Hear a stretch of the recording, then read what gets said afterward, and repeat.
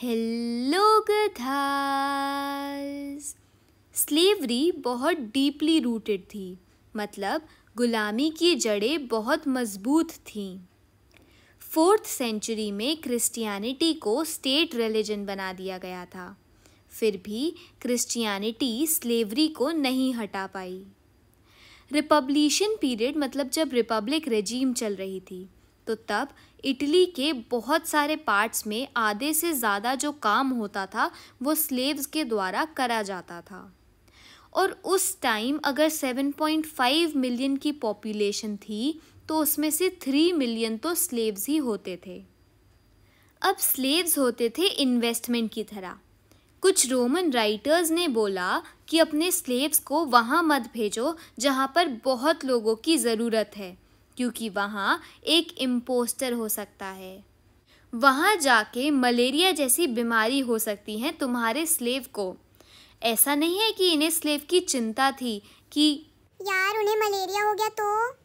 ना, इन्हें चिंता थी इस बात की कि इलाज का खर्चा कौन देगा। हो, मछली बेच लोग, अरे मतलब सेल्फिश लोग यार। क्या तुम भी शब्दों पे नहीं भावनाओं पे जाओ यार।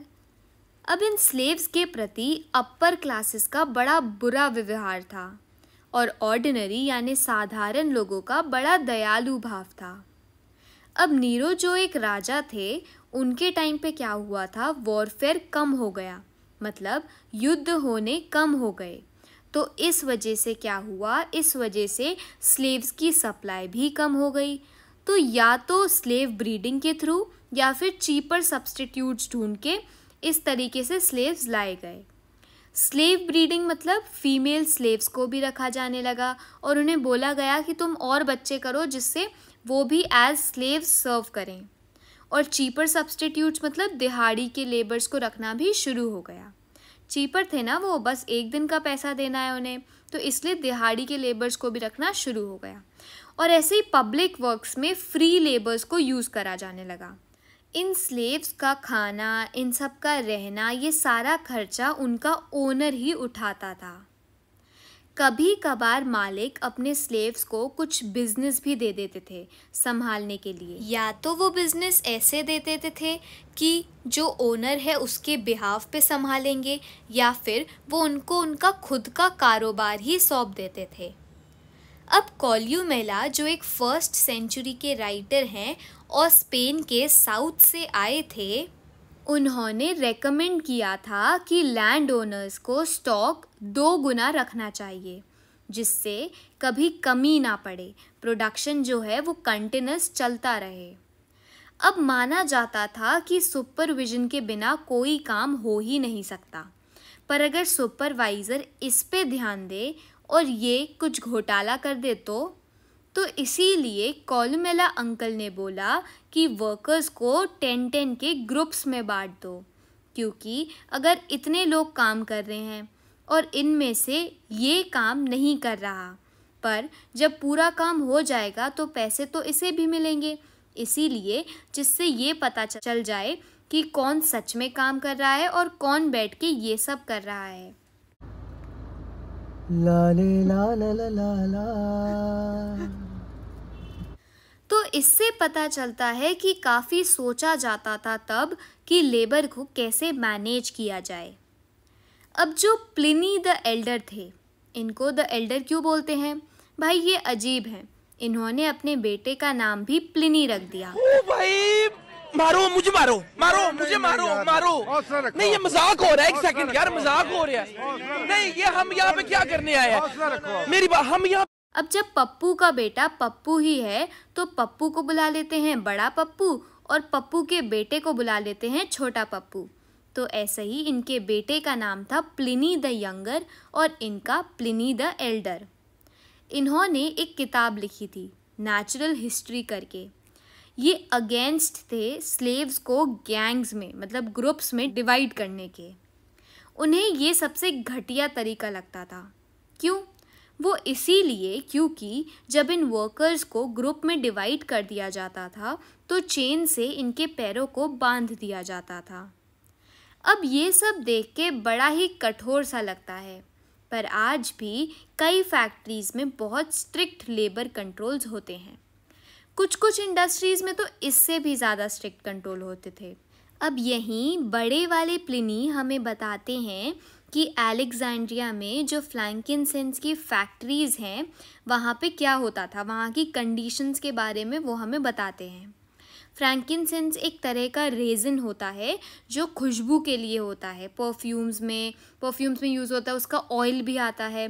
तो उनकी फैक्ट्रीज़ में जो वर्कर्स होते थे, पहला उनके एप्रन्स पे सील्स लगा देते थे। एप्रन्स, अरे वो स्टेन्स ना आए इसीलिए पहनते हैं ना। रुको हिंदी में बताते हैं।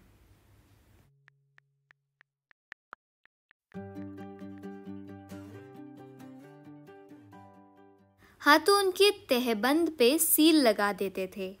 दूसरा, इन वर्कर्स को मास्क पहनना पड़ता था। और तीसरा, जाने से पहले सारे कपड़े बदलने पड़ते थे। ओके बाय, मैं जा रहा हूँ। कपड़े बदल के जा ब्रो। Law of 398।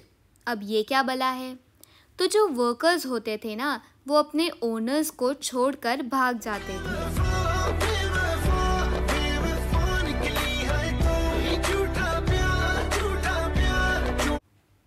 तो इसीलिए अब इन वर्कर्स को ब्रांड कर दिया गया, जिससे जब भी ये कहीं भागें या फिर कहीं भी छुपें तो इनको आराम से रिकॉग्नाइज करा जा सकता था।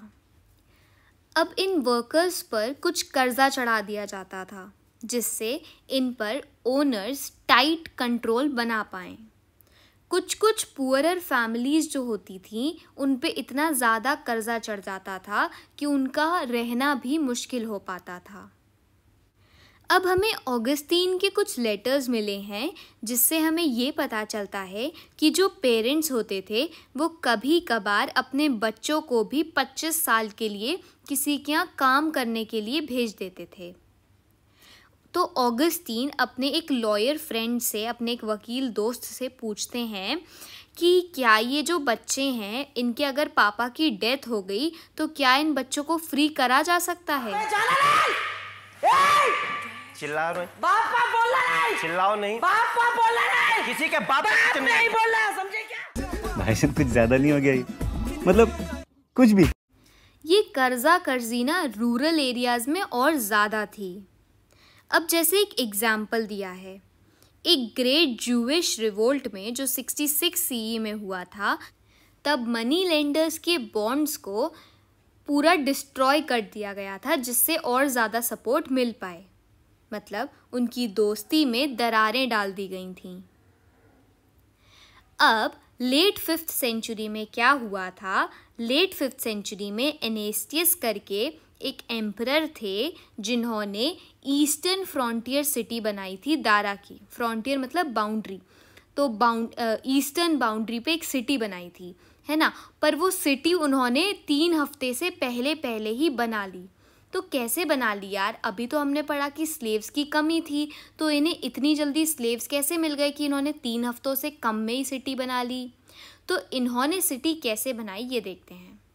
इन्होंने जो लेबर थे उनको हाई वेजेस के द्वारा अट्रैक्ट कर लिया।